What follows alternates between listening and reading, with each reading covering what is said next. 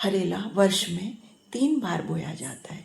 चैत्र नवरात्रि, अश्विन मास की शरद नवरात्रि और आषाढ़ मास में हरेला बोया जाता है। चैत्र और अश्विन मास में जौ सरसों बोई जाती है, जबकि आषाढ़ के हरेले में 7 अनाज जौ, सरसों, धान, मक्का, गहर की दाल, उड़द की दाल और काला सोयाबीन, भट की दाल, ये 7 अनाज मंदिर में बोए जाते हैं। इन अनाजों को बोकर उन्हें नित्य प्रतिदिन पूजन किया जाता है, उनमें जल चढ़ाया जाता है।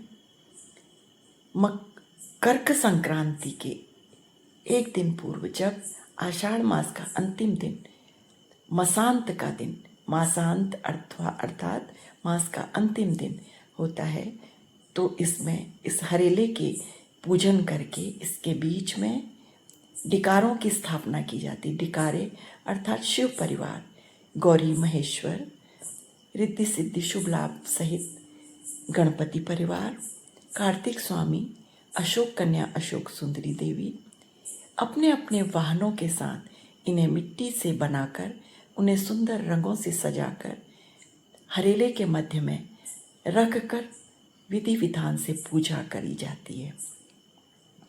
इसके पश्चात दूसरे दिन कर्क संक्रांति के दिन इस हरेले को काटकर अपने मंदिर के सभी देवी देवताओं को अर्पित किया जाता है। फिर उसी हरेले को स्वीकार कर घर की महिलाएं, बहू बेटियां, बालक बालिकाओं को उस हरेले से टीका कर उनके शीश में उसको पूजती हैं। हरेले का त्यौहार हमें यह संदेश देता है, हम अपनी पृथ्वी को हरा भरा रखें, वृक्षारोपण करें, जिससे हमारी धरती प्रदूषण से मुक्त रहे, शीतल रहे। क्योंकि हम देख रहे हैं कि निरंतर हमारी धरती में जो ग्लोबल वार्मिंग हो रही है, प्रदूषण बढ़ता जा रहा है। धरती के गर्भ में जो जल है उसका स्तर और नीचे गिरता जा रहा है। इस सब से इस धरती को बचाने के लिए वृक्षारोपण का संदेश देता हमारा यह हरेले का त्यौहार अत्यधिक सुंदर त्यौहार है। आषाढ़ मास पर विशेष बात यह होती है कि इसमें हरेला अर्थात जवारे हम नवरात्रि के प्रथम दिन न बोकर नवरात्रि के पूर्व ही से बोते हैं और कहीं कहीं 9, 10 अथवा कहीं 11वें दिन संक्रांति के दिन हरेले को काटकर 10 महाविद्याओं को अर्पित कर इसे शीश में ग्रहण किया जाता है। इस गुप्त नवरात्रियों में आषाढ़ मास की जो नवरात्रियां हैं, इन्हें गुप्त नवरात्रियां कहा जाता है। गुप्त नवरात्रियों में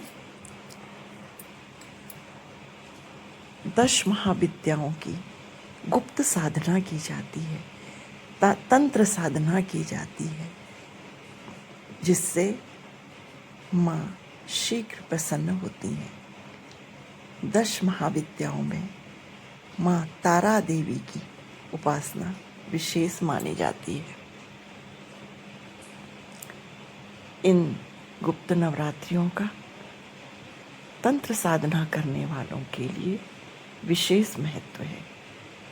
तंत्र की साधना जो लोग करते हैं, वे इन गुप्त नवरात्रियों में 10 महाविद्याओं को प्रसन्न करने के लिए अत्यधिक घोर साधना करते हैं, जिसमें रात्रि में जप साधन इत्यादि करके 10 महाविद्याओं को प्रसन्न करने का उपाय किया जाता है।